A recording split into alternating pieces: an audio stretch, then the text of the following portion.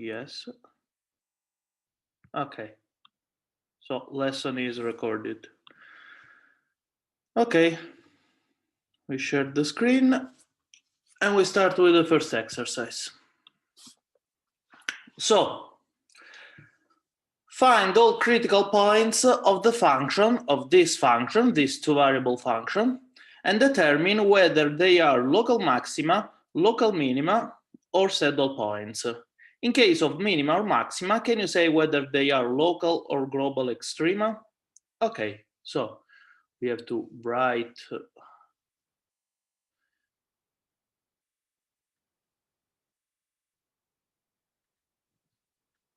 the equation. So we have x cubed plus 4x squared.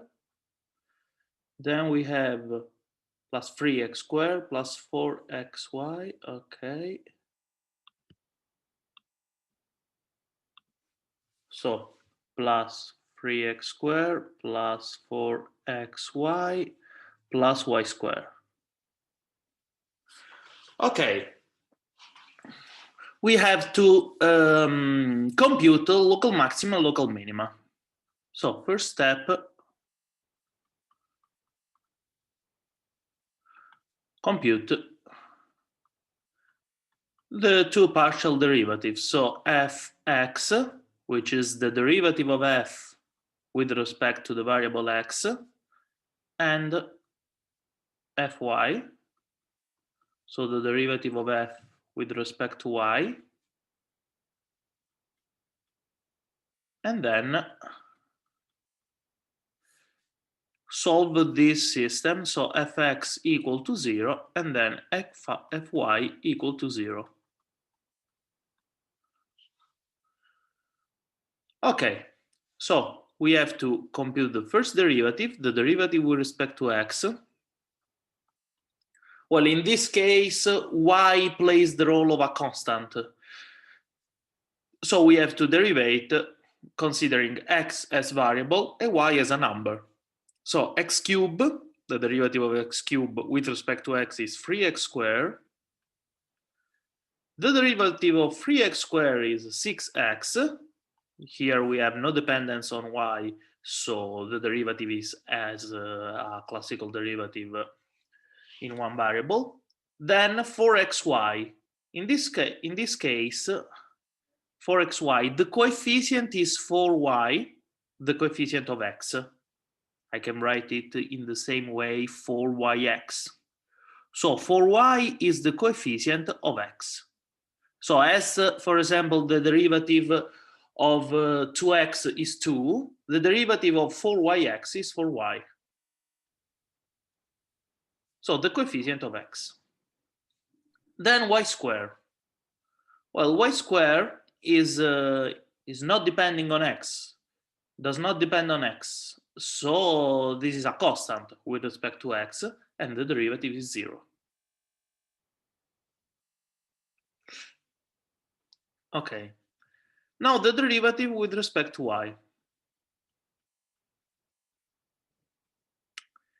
In this case, x cubed is a constant, and also 3x squared, because there is no dependence on y here. So when we derivate with respect to y, we obtain 0 plus 0. Then, in this case, 4x is the coefficient of y, because now the function is on y, and so the derivative is 4x. And here, the derivative of y squared, this is a function depending only on y, so this is 2y.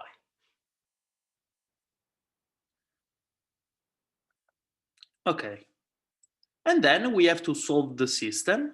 So 3x squared plus 6x plus 4y equal to 0, and then 4x plus 2y is equal to 0. Okay, in order to find the candidate to be a local maxima, local minima, or saddle point, so the stationary points. Okay, in order to solve it, we start from the simplest equation. so the second one, and we compute y. Y, in this case, is minus 2x, computed from here, and then we substitute y here. So 3x squared plus 6x minus 8x is equal to 0. Okay.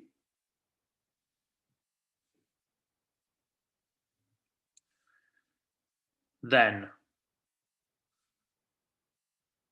continue the resolution. So we have here 3x squared minus 2x is equal to 0.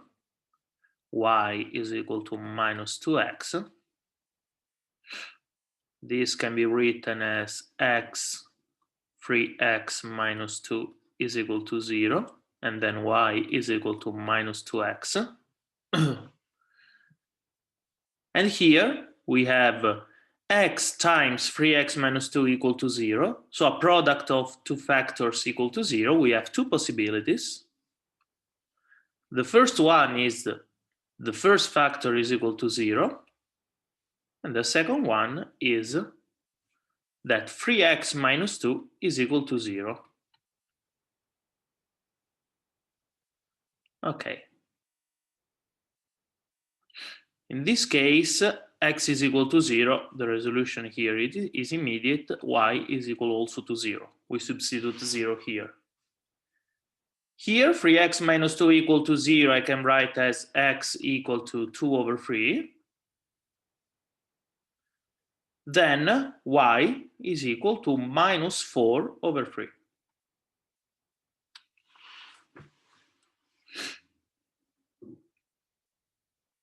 Okay. And so we find the two stationary points. So 0, 0 and 2 over 3 minus 4 over 3.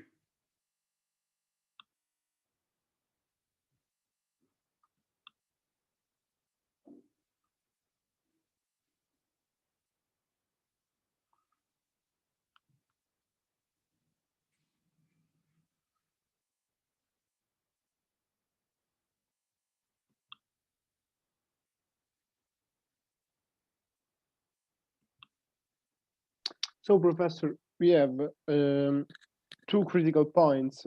The first one is 0, 0, and the other is yes. Okay, the other one. Okay. Two critical, also called the stationary points.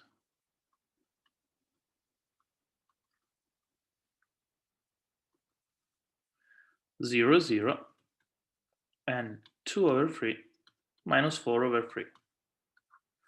Okay. In the second step, we have to compute the second derivatives.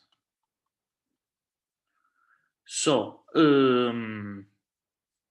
we have to compute fxx, fyy, fxy, which is equal to fyx. So I delete, unfortunately,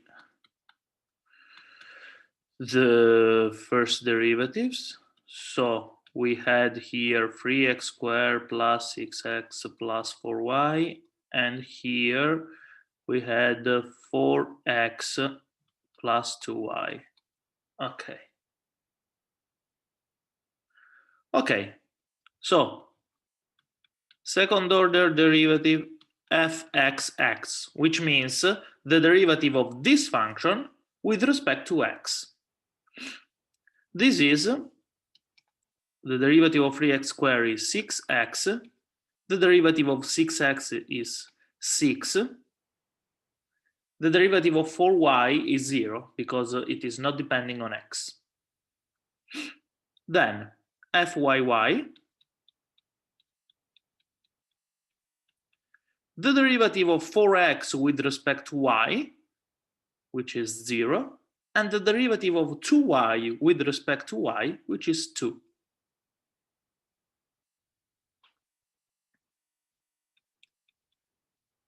at the end fxy, which is equal to fyx.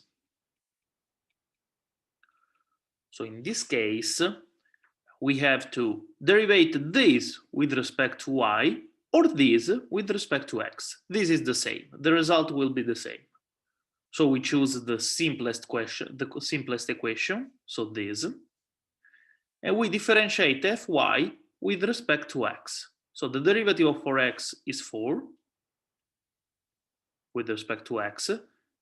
The derivative of 2y with respect to x is 0, so just 4. Okay. I'm sorry, I'm not sure I understand what you've done in this last process. Could you please repeat? Here, the last line. Yes, exactly. Okay. We have to differentiate to compute this derivative. So this derivative is the derivative of fx with respect to y. But it is also the derivative of fy with respect to x. If you compute here the derivative with respect to y, you obtain 4. If you compute here the derivative with respect to x, you obtain 4. So the result is the same. And so you can choose the function you prefer in order to compute this last derivative. And I chose the simplest function. So the simplest function is this, because there is no square number, just 2 terms. So I choose this function and I differentiate this function with respect to x. The derivative of this is, oh, okay. Thank you. You're welcome. Okay, so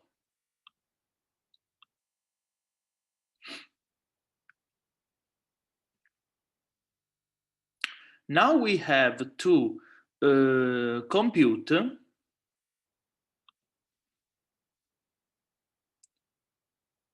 May I ask something? Yes, of course.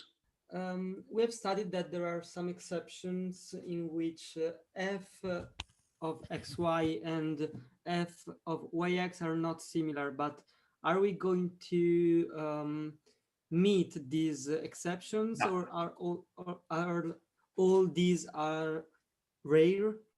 No, it is almost impossible that you find one of these in your test.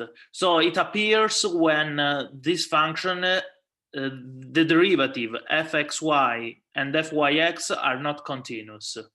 So if you find fxy and fyx not continuous, that they may be different. But in your exercise, it never appears. Okay, thank you.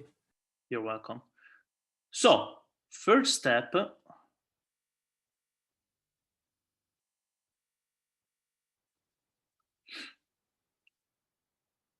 compute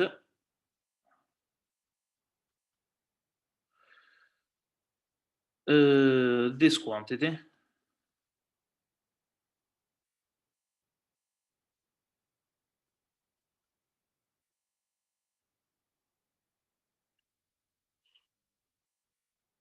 And there are 3 possibilities. So, I call this quantity, I call star this quantity. Okay. If star is negative, then you have a saddle point. If star is positive, then you have to divide consider 2 other cases. So if star is positive and fxx is positive, then you have a minimum. If star is positive and fxx is negative, then you have a maximum.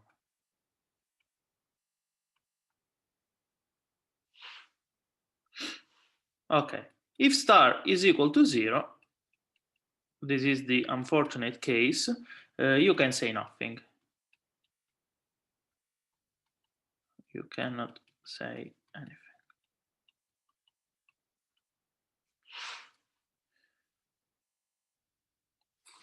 Okay. Star is all the difference. Sorry? Star is all the difference. All this. all this. Okay, thanks. You're welcome. So, of course, I mean here local minimum and local maximum.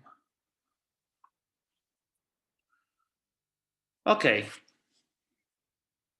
Sorry, Professor, in that case, fx epsilon is the mixed partial derivative. Yes. Is 4, okay. Is 4. May I also ask something before we go on? Yes.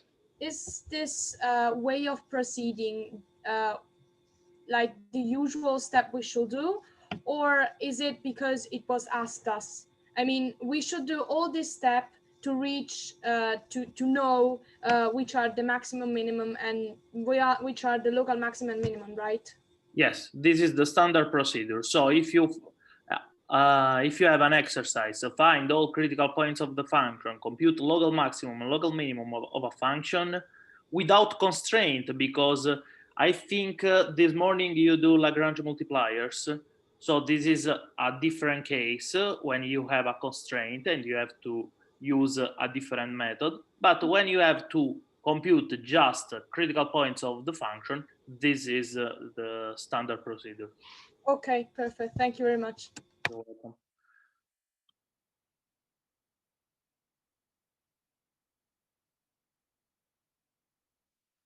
Okay, so I just have to save this computation. Now, please, can you not delete the last part, please? Someone asked something because the volume is too low. Okay. Not delete the last part, not erase it. But again, just now I can hear you. I wanted to ask you if you could not erase the last part of the computation. Ah, okay, sorry. So the first step. Yeah, Okay, I just have to worry if... I drew right here, Okay, no problem. So third step, it was to compute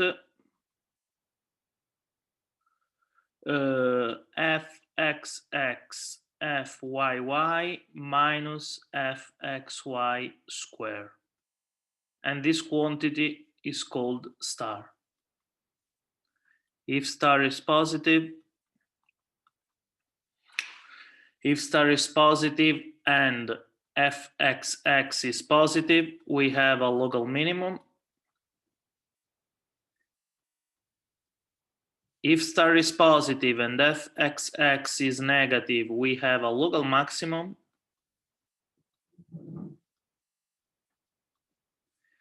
If star is equal to 0, we cannot say anything.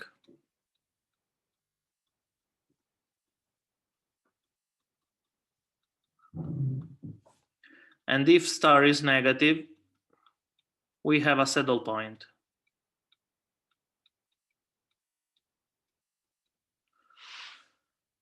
Okay. So maybe I write just here the computation so I can erase. Okay.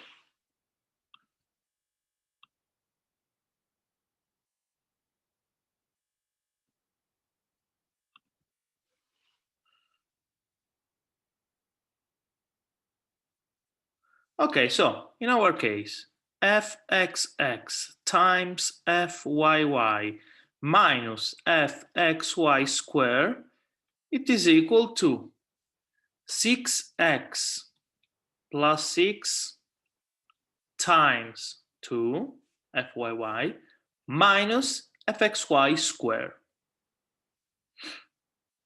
which is 16. So we have 12x plus 12 minus 16. This means 12x minus 4. Okay, now we have to compute in our critical points if this quantity is positive or negative. So we start in 0, 0. What happens in 0, 0? This quantity I call star. So in 0, 0, star is equal to 12 times 0, the x in this case is 0, minus 4. This is minus 4, so it is negative.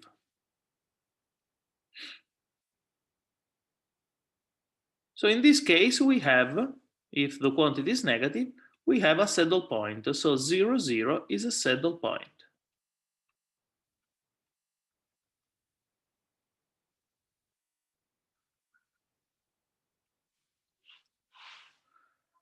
Okay, then in 2 over 3 minus 4 over 3.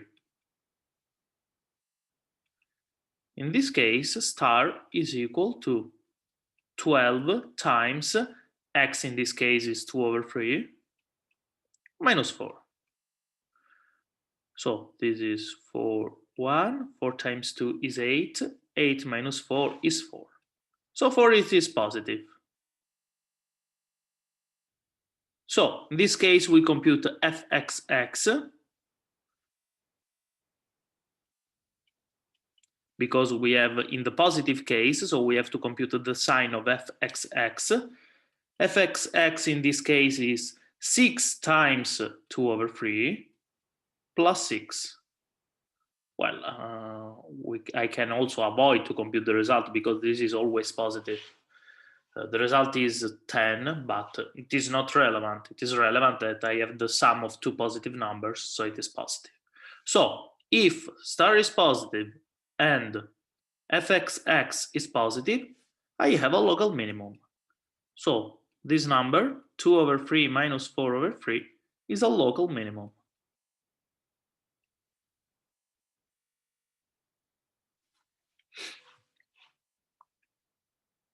And this concludes the exercise. Sorry, Professor. Yes. Could you please repeat this last passage? So this, the last point, 2 over 3. Yeah. Okay. Yeah, thank you. We compute star. Star, in this case, I have just to substitute 2 over 3 in x, and I obtain this quantity, 4 greater than 0.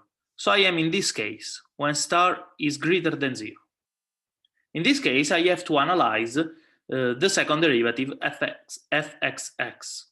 If this is positive, I have a local minimum. If this is negative, I have a local maximum. So I have fxx in my case is 6x plus 6. In this case, x is 2 over 3. So I have 6 times 2 over 3 plus 6. So this number is positive because 6 times 2 over 3 is positive, the product of two positive numbers. I add 6, it remains positive. So this term is positive, and I have a local minimum according to this rule. Thank you. Okay.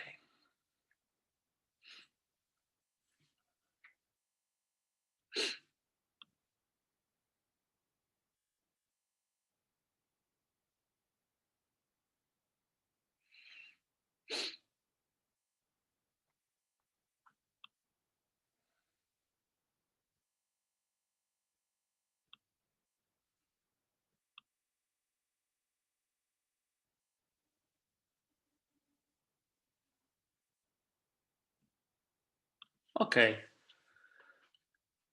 The last point asks, in case of minima or maxima, so in the second case, can you say whether they are local or global extrema? Okay, so we have to understand, we know that 2 over 3 minus 4 over 3 is a local, it was a minimum. So the question is it global? So it is a global minimum. Well, in order to understand, we have to understand the behavior of f at infinity. So we note that in this case, I have x cubed and x cube is the leading term if we want. So okay, we have also y square, and this is not depending on x, but okay, if I prove, we say in this way, if I prove that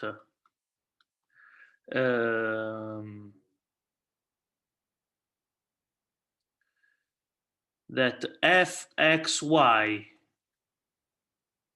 converge to minus infinity for xy converging to something, then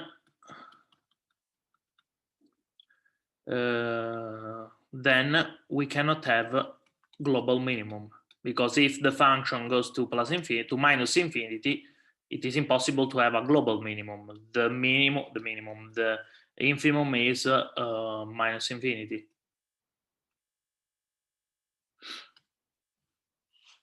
Okay, I know that the quantity which allows us to go to minus infinity is this x cube, because we know the graph of x cube. We know the graph of x cube, and when x go to minus infinity, this function goes to minus infinity. This not, this I don't want to consider because I have xy, so I have a product, but this lose against y squared, this lose against x cube. So, so the best thing is to deal with the first term. So I don't want to consider y, so I just restrict myself to this case, fx0.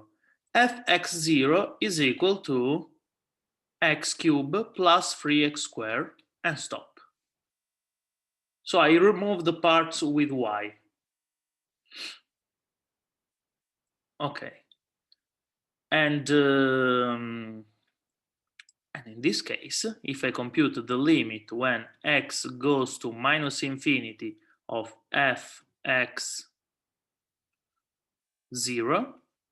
this is minus infinity. So I don't have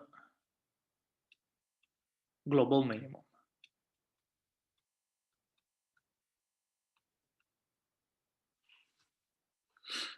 So I always can restrict to a part of the function. So I can consider y is equal to 0. I can consider x is equal to 0, y is equal to 1. Also y equal to x if I want, if this can help me.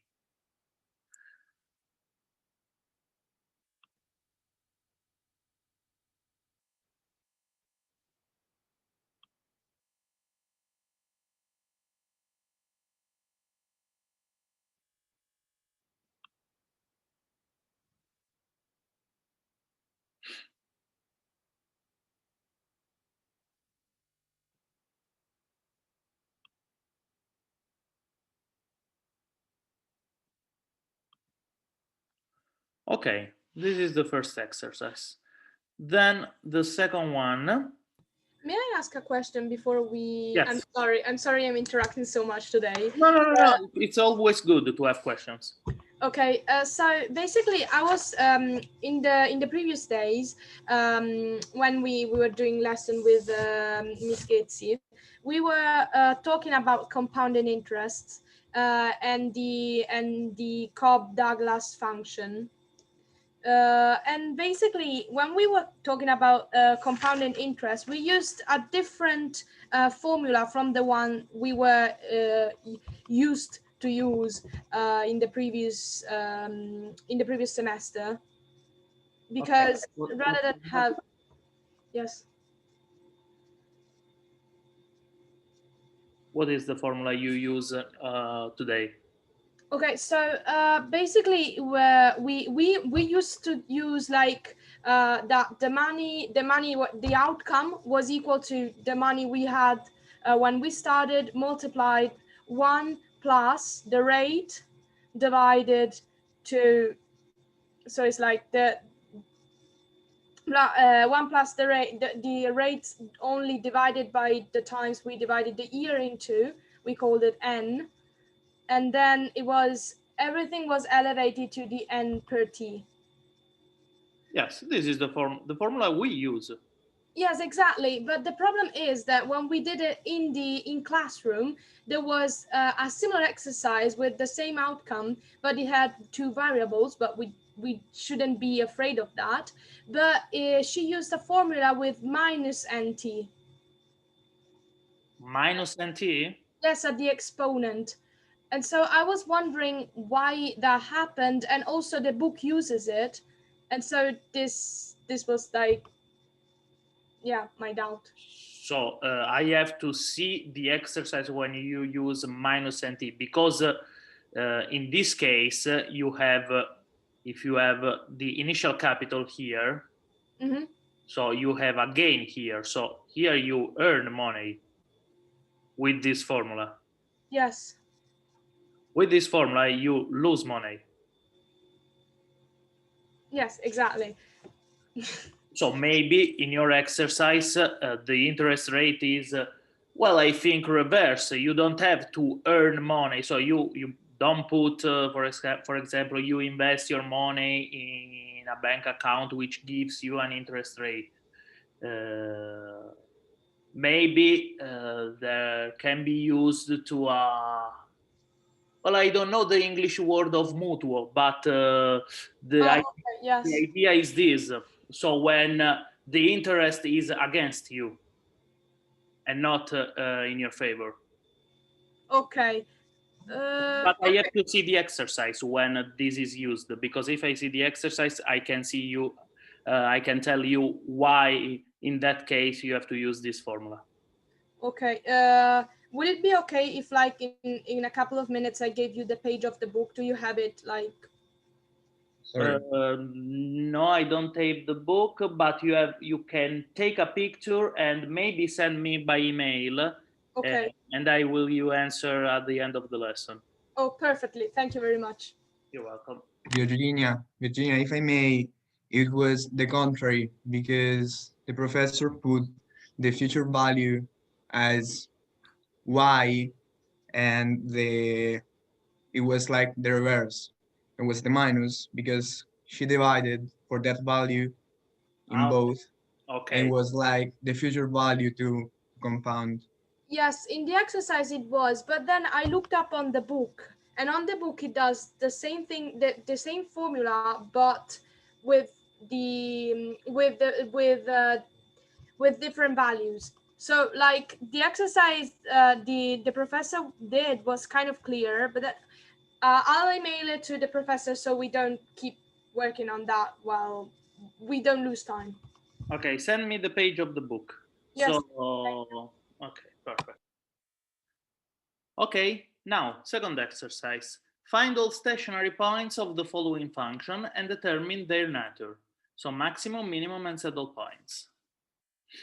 Okay, so the same exercise, but a little bit difficult because we have a logarithm here.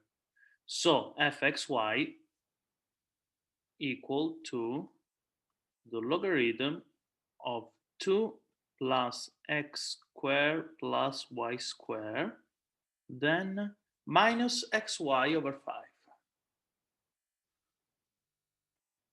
Okay, of course, first I have to compute the domain, but in this case, in the previous case, I don't compute the domain because it is a polynomial, so polynomial is always defined. Now I do a question because I have logarithm here. So the argument, I have to check that the argument is strictly positive, but it is.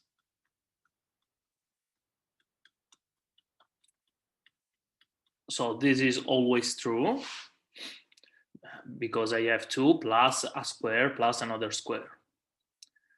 Okay, now we start computing the first derivative and the second derivative. So the first one is 1 over the logarithm, the argument of the logarithm. This is a composite function, so times the derivative of the argument with respect to x. So The derivative of 2 with respect to x is 0.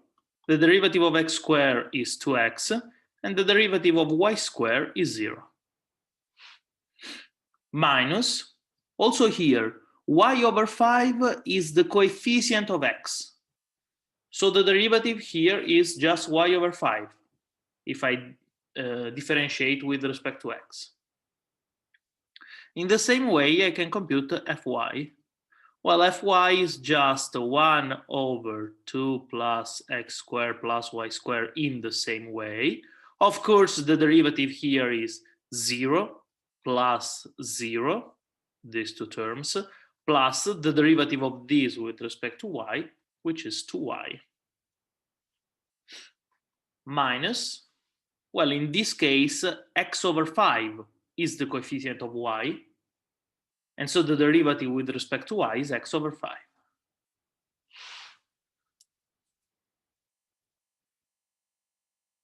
Okay.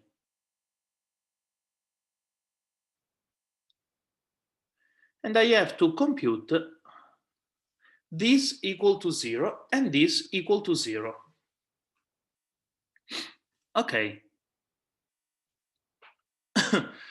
If I do some computation, I obtain 2x over 2 plus x squared plus y squared is equal to y over 5.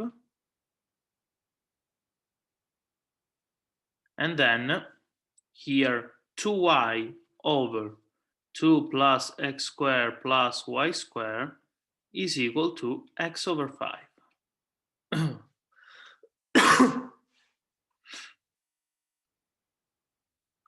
Okay, so I can remove the denominator by multiplying, of course. So I put 5 here and I have 10x.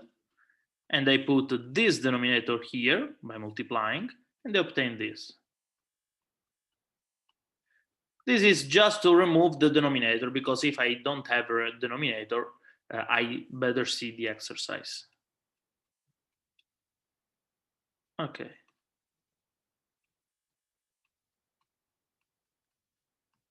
And here I obtain the same thing. Okay. Now, solve here. These two equations are complicated. So I cannot solve directly. I cannot compute x, because this is a second order degree x squared, because I have x squared, with coefficients depending on y. It is too complicated. And with respect to y, it is a third order degree equation. So I'm not able to solve it. Also here, with respect to x, I have a third order degree equation, because I have x times x squared. With respect to y, I have a second order degree equation with coefficients depending on x. So it is too complicated. If I apply the formula, the second order degree formula, I have some variable in the square root, so it is too complicated, and I don't want to do that. So I have to use a trick in order to solve it.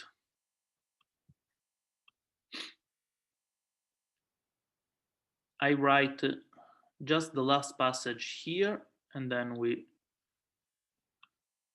start. So I just want to write this here.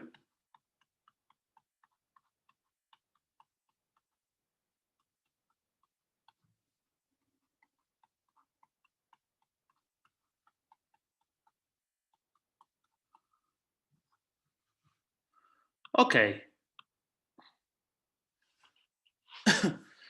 Okay. What is the complicated thing here? What make this exercise difficult? Well, the right-hand side, this ugly quantity. So y times 2 plus x squared plus y squared, and also x times 2 plus x squared plus y squared. So I want to remove this part. If I remove this part, the equation becomes easier. Okay, how can we do that? Imagine, just for a moment, imagine that I don't have this term. Imagine that the exercise is like that. In this case, I subtract. If you want, you can avoid to write here because this is not part of the exercise. This is just an example. If I don't have here x and y, I can subtract, and so I have 10x minus 10y. So subtract the second equation from the first. So this minus this is 10x minus 10y. If I subtract this from this, I obtain 0. And so this is a very easy equation. I can write x is equal to y. I can solve in this way and then use this information in order to solve the rest of the exercise. So in this case, it is very easy. But this is not the case. So in our case, we have y and x.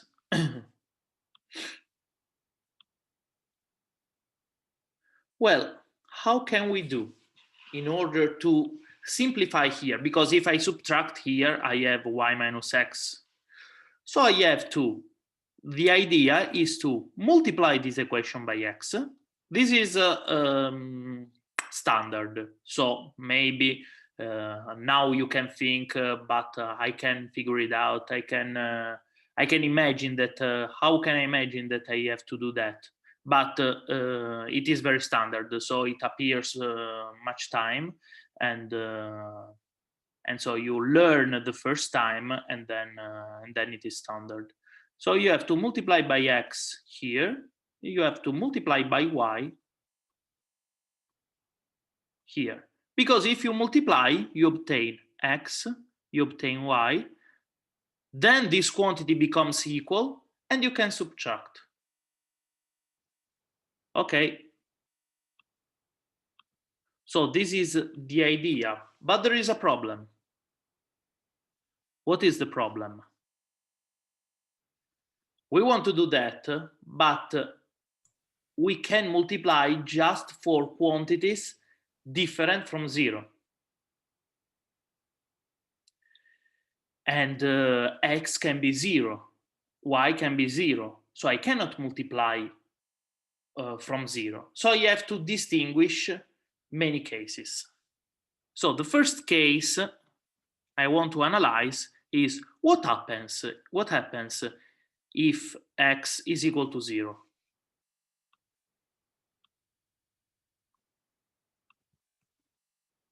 So if x is equal to 0, what happens? Then if y is equal to 0, what happens? And then if this is not the case, so they are both different from 0, then just here I can multiply by x, multiply by y, and subtract. Just in this last case. So first we analyze these two cases when x and y are equal to 0. So when x is equal to 0, I work, for example, here. I have to remove this part. No, I cannot. Okay, I have to remove this part. So when x is equal to 0, from the second equation,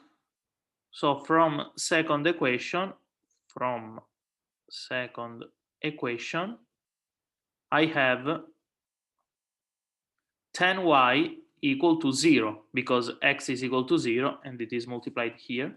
So I have y is equal to 0, and I find a first stationary point, 0, 0.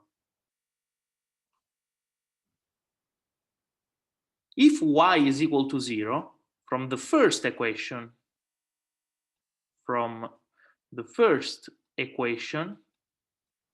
I have 10x is equal to 0 because y is 0, so 0 times a quantity is 0. This is x equal to 0, and so I find the same point, 0, 0. If both quantities are different from 0, then I can multiply here by x and multiply here by y, and then subtract. So I multiply by x this equation. I obtain 10x squared is equal to xy 2 plus x squared plus y squared. I multiply this equation by y, and I obtain 10y squared is equal to xy times 2 plus x squared plus y squared.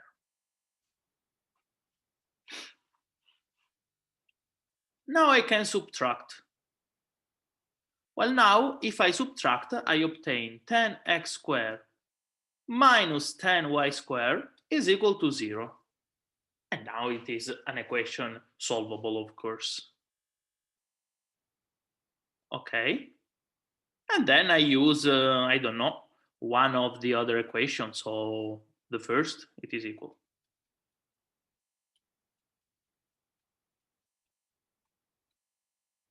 And this is the new system. And now I can work with the first equation, and I can find x depending on y,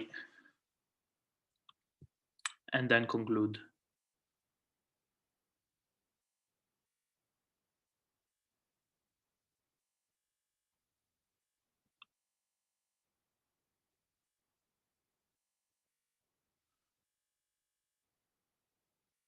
Sorry. Yeah. We can use this trick every time we don't know, we are not able to solve the system. Well, every time you have a quantity you want to remove, but so it is it happens many times to have a difficult quantity which is the same. So you have some difficult here, and then you have some coefficients here and here. Of course, if you have something like that, you have to multiply this by x and this by y squared. So you have to use the good multiplication in order to simplify. But it happens that you have some quantities that you cannot control, you cannot handle, and in order to handle this quantity, you have to remove them. Okay, thank you. Okay, so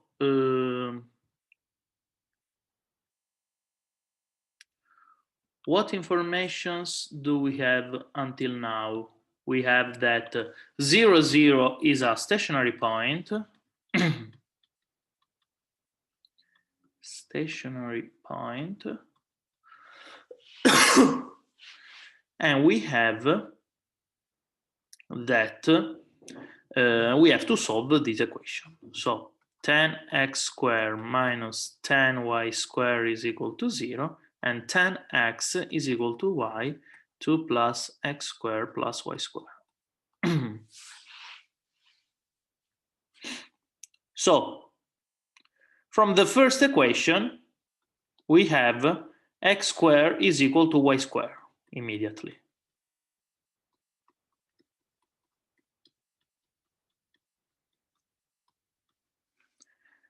And then x squared is equal y squared. I can compute the square root, and I obtain two different cases. So the first one is when x is equal to y. And the second one is when x is equal to minus y. So when x is equal to y, I obtain 10x is equal to x, because y now is equal to x. So when I have y, I put x, 2 plus x squared plus x squared.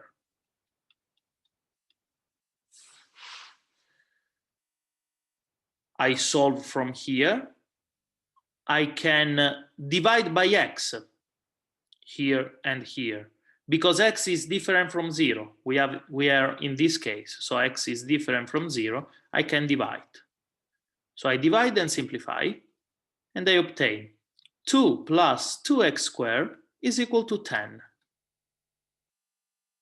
Which means if you do some computation, 2x squared is equal to 8, x squared is equal to 4, and so x is equal to plus and minus 2.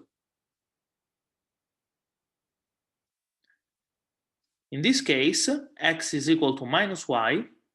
When I have x, I put minus y.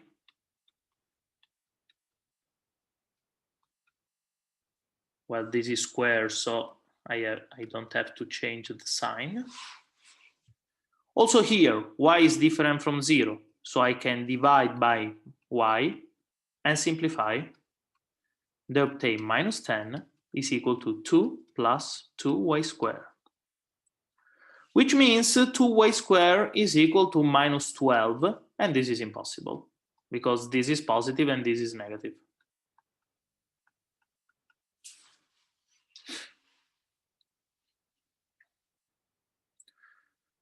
Okay. Now, I have to write the other two stationary points, which are when x is equal to 2, x, in this case, x is equal to y, so also y is 2, and then minus 2, minus 2.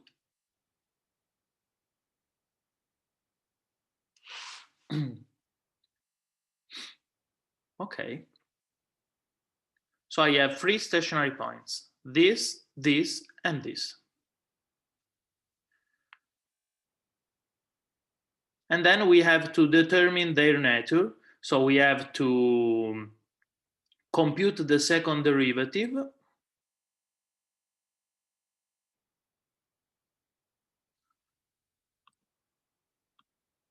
So I cannot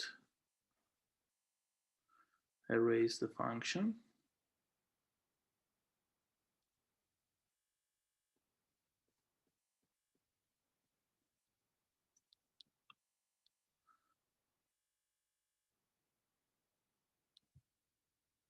Okay, we have these three stationary points, 0, 0, 2, 2, and minus 2, minus 2.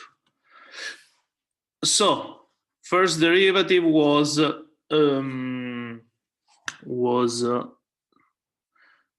2x over 2 plus x squared plus y squared minus y over 5. And the second derivative was 2y over 2 plus x squared plus y squared minus x over 5. Okay, I have to compute the derivative f(x)(x). Okay, this derivative, the second term disappear because I have to derivate with respect to x. So just the first term, I have to put the denominator square. Then the derivative of the numerator, which is 2 times the denominator, minus the derivative of the denominator, which is 2x times the numerator. Okay, and then fyy, so the computation is the same. I write it here in a faster way because this is the same computation. So the derivative of this with respect to y is 2 times the denominator minus the derivative of the denominator times the numerator. So it is the same, but I have to replace x by y. Okay. And then fxy.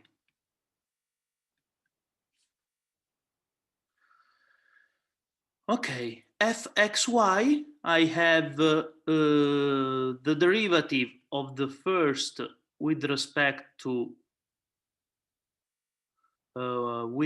y. So the derivative of this with respect to y. The denominator square. Then the derivative of the numerator with respect to y, which is 0, times the denominator, minus the numerator times the derivative of the denominator, which is 2y, because we derivate here with respect to y, minus the derivative of this with respect to y, this time we have, and this is 1 over 5. Okay. When you arrive here, there is no need to do computation.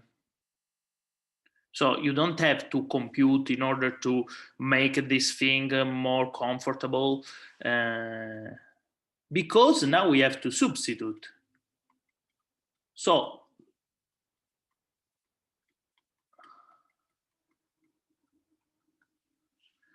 we start substituting immediately, because if we substitute, okay, this quantity can be more worse than the previous one, but we have just numbers, so we have just to do standard computation. So we start substituting. Okay, here I just want to substitute just one of these. Well, 0, 0 is very easy. I have to substitute. So in this case, I compute fxx, and we have this is 0, this is 0, this is 0. So we have 2 times 2 divided by 2 square. So this is 1. Fyy, it is the same, it is 1, because this is 0, and here I have the same computation. And fxy is 0 times something is 0, 0 here, so all of this is 0, minus 1 over 5. Okay.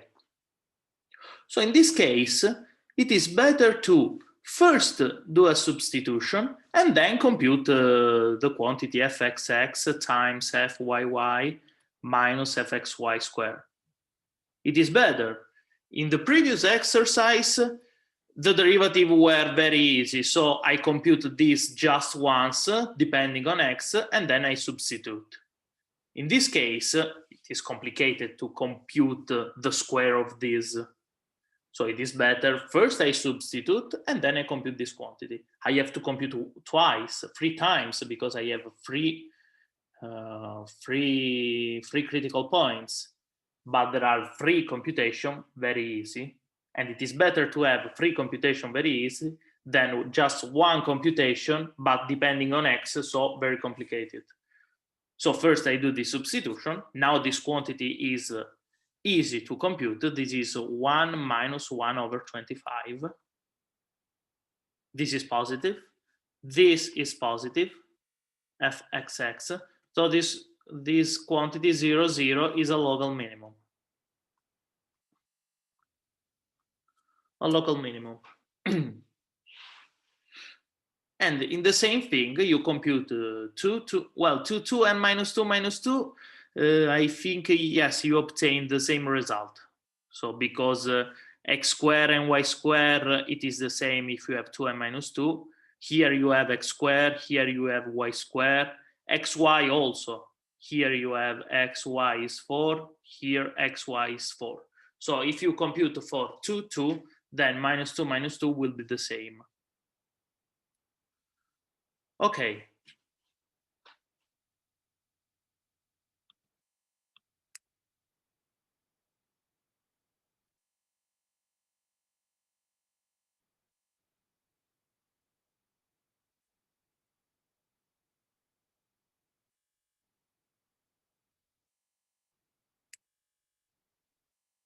Okay. So, well, what time is it? Okay, I know this lesson is more complicated. The exercises are more complicated than the others. So I think we can do 10 minutes break. You can refresh your mind. If you have question, you can ask. I am here, and you can ask the question. And we will resume at in 10 minutes. So at 30. Professor, I have a question. Why didn't we compute when the points are 2 and 2? Because you can do as exercise, because now there are just standard computation. I prefer to do the next exercise, which is different. Okay.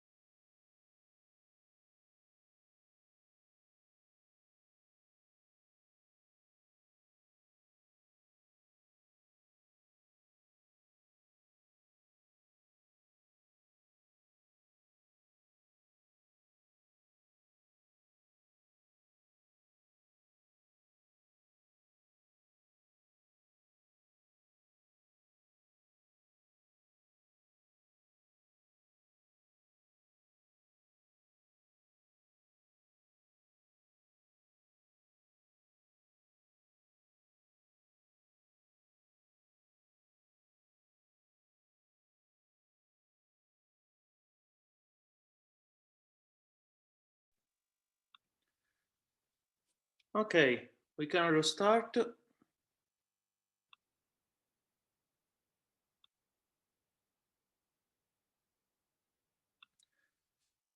Well, I have to take the graphic table.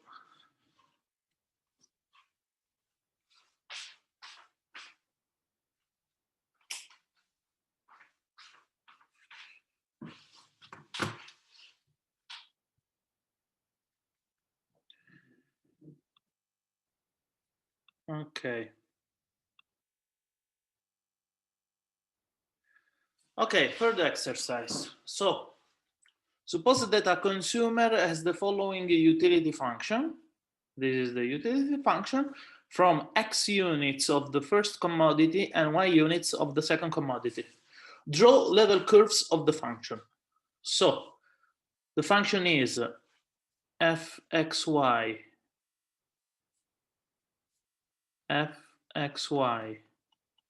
is equal to xy over 4x plus 3y.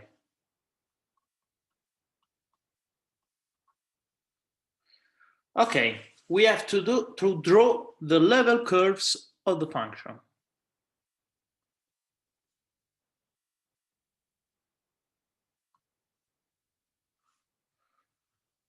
What does it mean? It means that we have to draw the level curves are when the function is equal to k.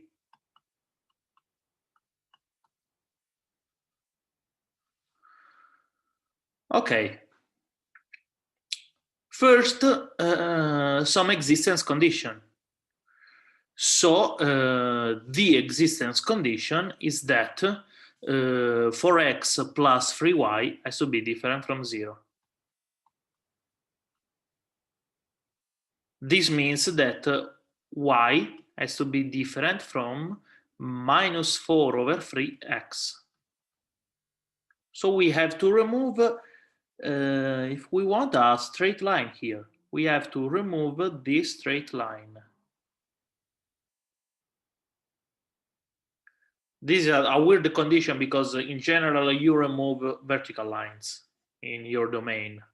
But in this case, this quantity depends also on y.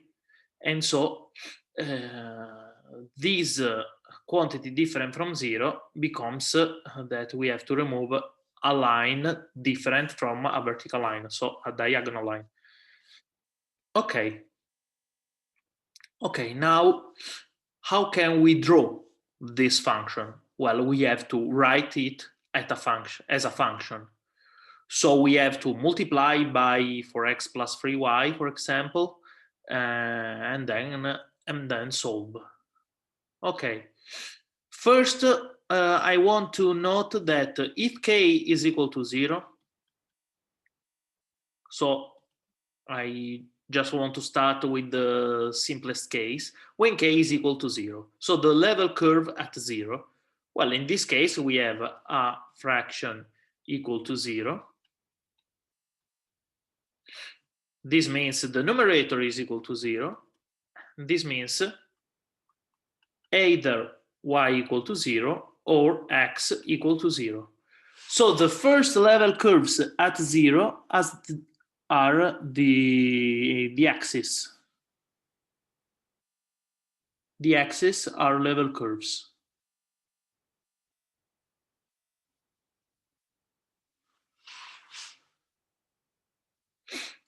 Okay. Now, in general, if k is different from 0, then we multiply here. We have xy is equal to k times 4x plus 3y. I can multiply because I remove this straight line. I remove this straight line. It means, of course, that, okay, my level curves are these axes, but I have to remove the origin of the axis because I cannot meet I don't have to consider the points in common with this line. Okay. Then, if k is different from 0, xy is equal to k times 4x plus 3y. Then I have to write this as a function. So my aim is to arrive, the aim is to arrive to y equal something. So I do the computation here. I obtain xy is equal to 4kx plus 3ky. I put this here, and I have y that multiply x minus 3k, I factor y, is equal to 4kx.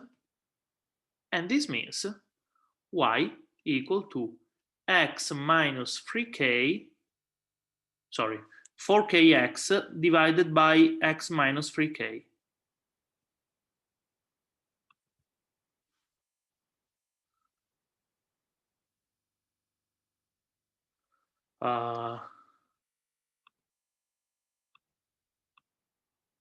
Okay.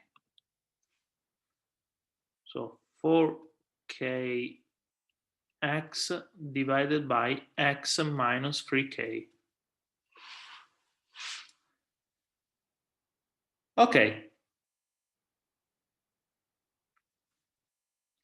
And now we have to write this function.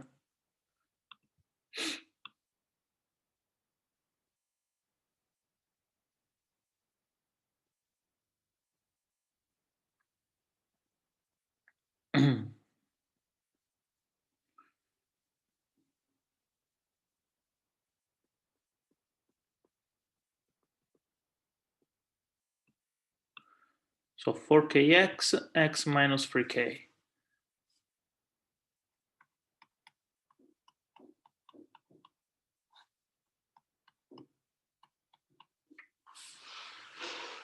Okay, no need to study this function. So I don't have to study, I don't have to compute derivative because it is a well-known function. It is an hyperbola.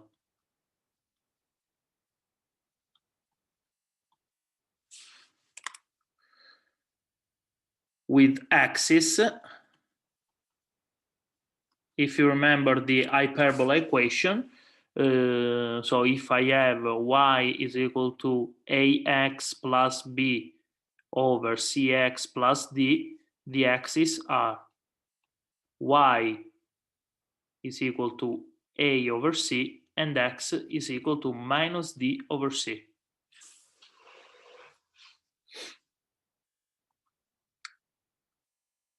If you don't remember, but it is natural because in the high school they will say that these are the axes for some geometric reason, but now we know the analysis, so it is obvious that when x goes to plus infinity, I have to do the ratio of the coefficients because they have the same order of infinity. And the vertical axis is when the denominator disappears, so minus d over c, because the axes are asymptotes in the hyperbola. Okay, so y is equal to a over c, x is equal to minus d over c. Okay, in our case, so this is just the general case. In our case, we have y is equal to 4k and x is equal to minus d over c, so when the denominator disappears, 3k. Okay.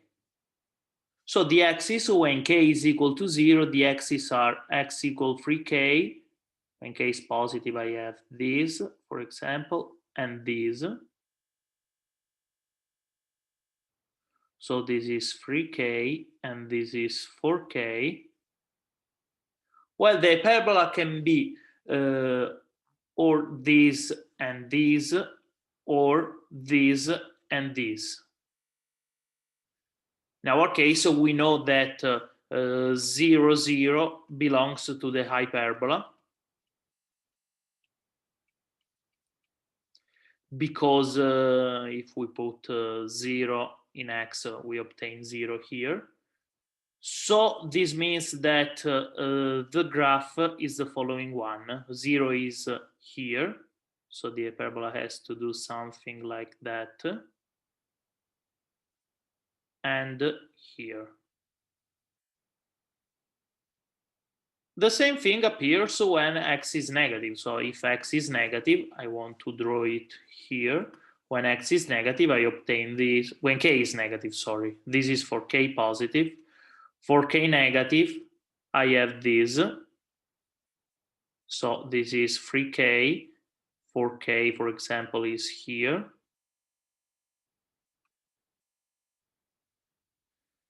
And 0 belongs to our hyperbola, so here. So the function is here and here.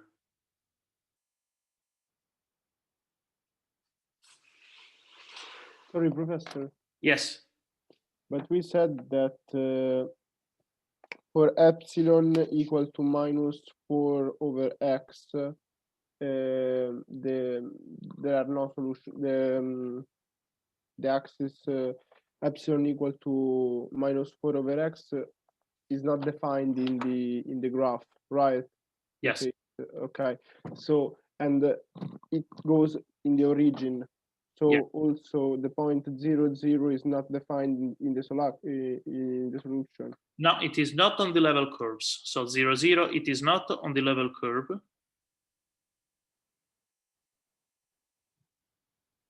But it is on the hyperbola, because if I have to study just this hyperbola, forgetting about level curves and the initial condition, now in this hyperbola, 0, 0 belongs. So I draw the hyperbola. Then I remember that I have to exclude this point, and so I exclude this quantity and also this. And also, okay. Okay, thank you. You're welcome. Okay, so these are the level curves. When k is equal to 0, I have hyperbola, I have two axes. When k is greater than 0, I have this. Of course, if k increases, I have a different hyperbola. If k becomes bigger, I have an hyperbola like that and like that. If k decreases, I have another kind of hyperbola. I cannot write every hyperbola because it can be more complicated.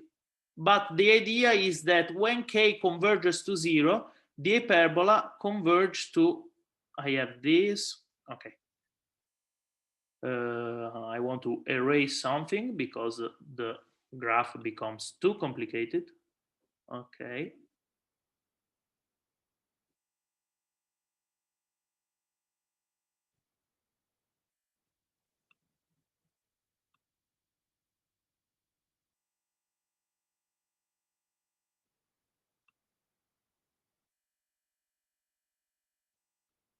Okay. The idea is that when k converges to 0, the hyperbola starts to approach to the two axes when k converges to 0, in order that when k is equal to 0, then I have just the two axes. Of course, also here, the same thing happens. Okay. Okay. This is about level curves. I have 10 minutes. Because we did just 10 minutes break. So we end at 5 to 4.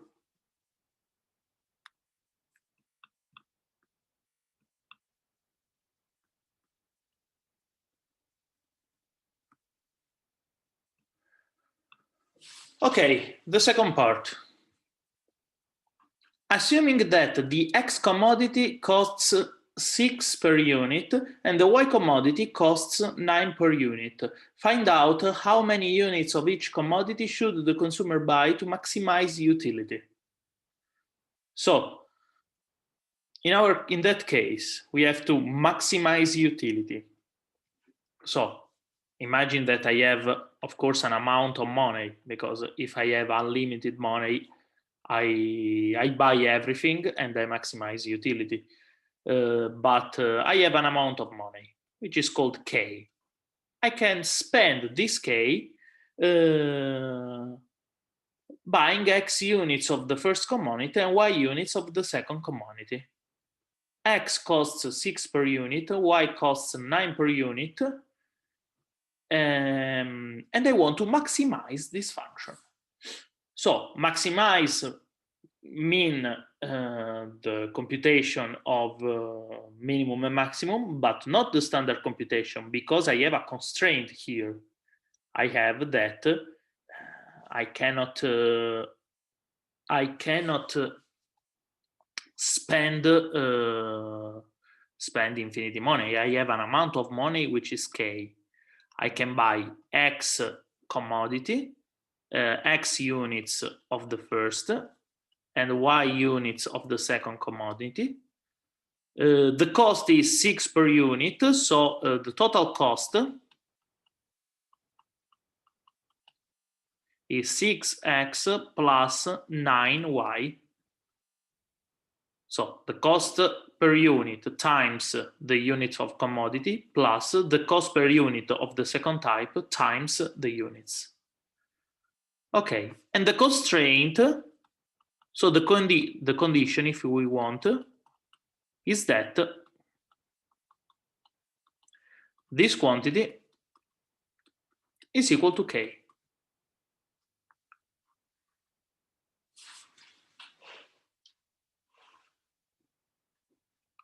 Of course, X is positive and Y is positive. We work here because it is the number of units. Okay, so this is the condition. And the condition is 6x plus 9y is equal to K. So I have to maximize fxy, which is this,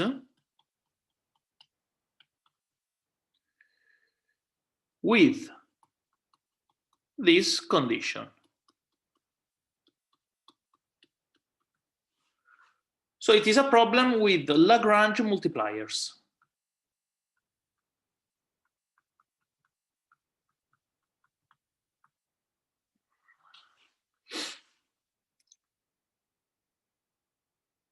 So also here we have two steps. The first step, okay, this is the problem. The first step is prove that there exists a maximum.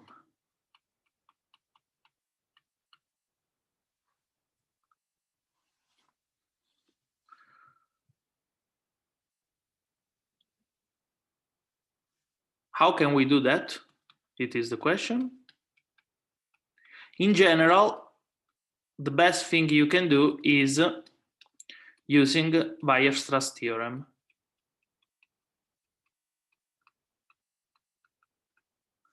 So if your constraint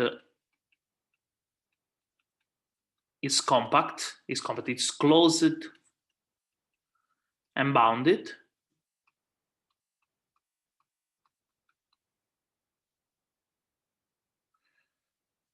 then there exists a maximum. This is Weierstrass theorem.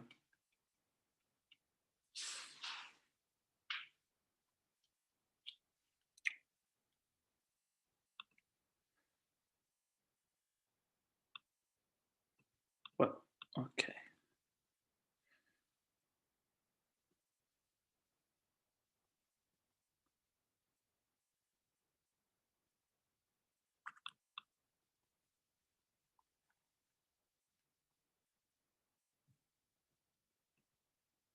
So the maximum is of xy over 4x plus 3y. The constraint is 6x plus 9y is equal to k. Okay, We know that x has to be greater, maybe also equal than 0. I can also buy 0 units of the first commodity and use all my money to buy the second commodity if I want. So 0 is allowed. Okay. Then we know that this is closed. In general, all the domain, our domain is this. We have to prove that this domain is compact. It is closed. If you have equal or greater or equal or bigger or equal, then it is closed. It is always closed. And it has to be bounded. So it is bounded. It is bounded.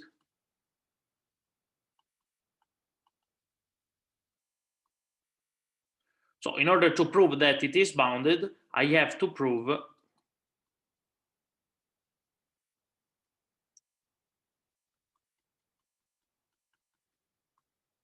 that there exists 4 constant, if we want, such that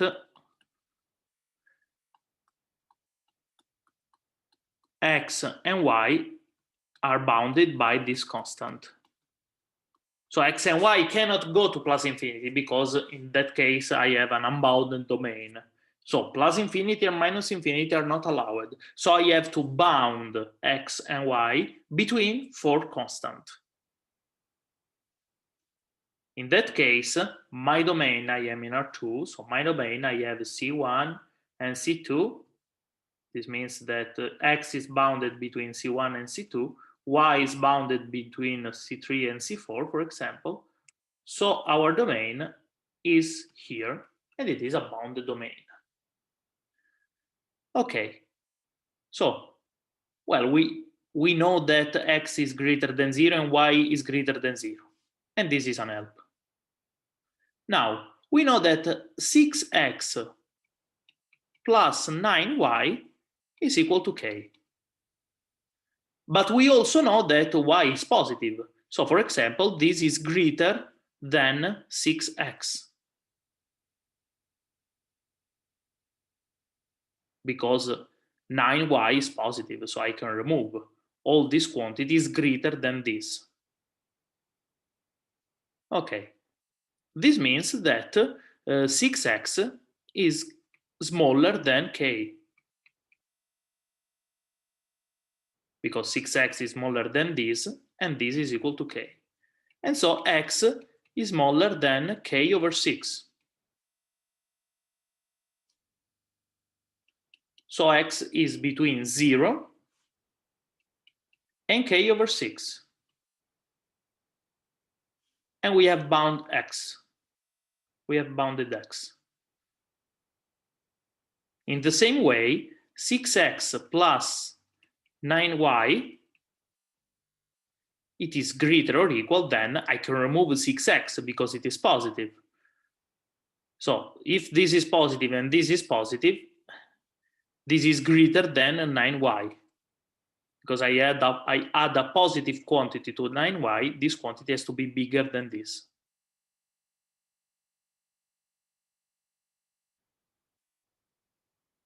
Okay. This means that 9y is smaller than k. And so y is smaller than k over 9, as before. And so y is between 0 and k over 9. So, okay, our domain is bounded. I have this, I have this. So, applying Weierstrass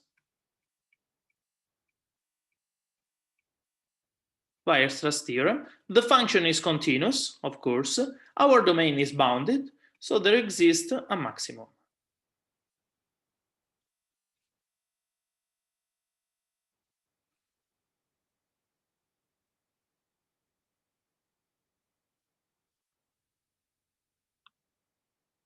Okay. This is continuous because here it cannot appear that 4x plus 3y degenerates, because x and y are positive. So the straight line, it was with x negative, of course, or y negative, the line where I don't have, well, I do not have a function. So our function is here, and here there is no problem at the domain. The function is continuous here.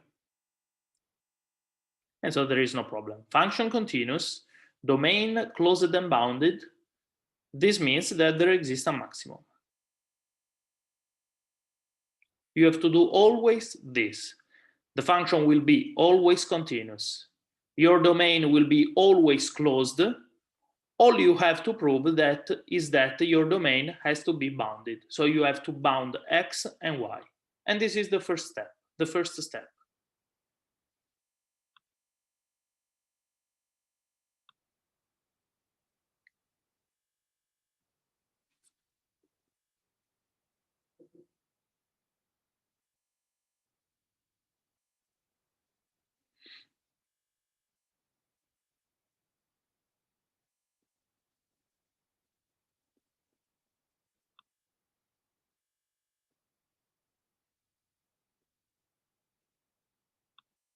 I don't think I have time. No, I don't have time. So I just want to write the equation of the Lagrange multiplier so we cannot solve it. And so just to write the second step, our maximum will solve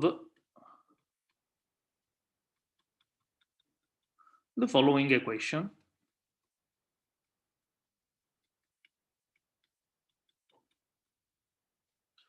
So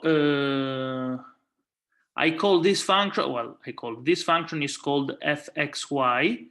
I call this function gxy, 6x plus 9y.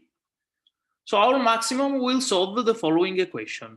So fx minus lambda gx is equal to 0. Fy minus lambda gy is equal to 0. And g is equal to k. So the last is just the constraint. So 6x plus 9y is equal to k. I have to compute the derivative for a certain lambda, and I have to find, so I have to find x, y, and lambda. The x, y, and lambda which appears in this equation will be your maximum. How do we know the lambda? Sorry. You have to compute. You have a free unknown and free equation. So you have to compute x, y, and lambda. Of course, it is important to you just x and y. Okay. Further step, if you have, for example, two maximum, well, not two maximum, xy, x1, y1, and x2, y2 solution. So you have two solutions of, we call it a different star. Okay. Which is the maximum? This is the question.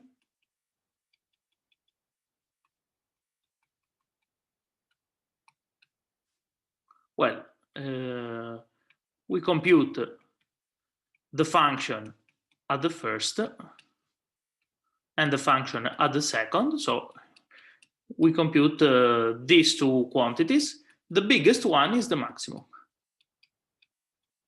Also, you have three terms, 4 terms.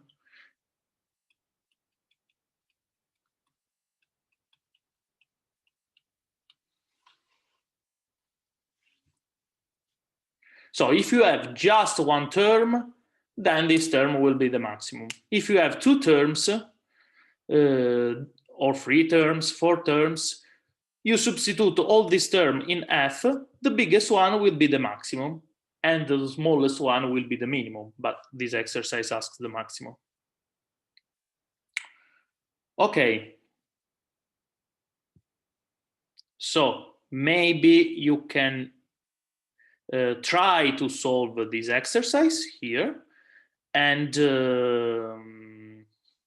then in next lesson, I don't know if we can finish the exercise, if you have question about this exercise, and then we continue, we go on. I don't know how many tutorials are remained to do. And okay, if you do not have question, I will upload this record in my web page, and we will see next lesson. Goodbye, Professor. Goodbye. Thank you very much, Professor. Goodbye. Thank you. Thank you, Professor. Bye. Thank you. Thank you.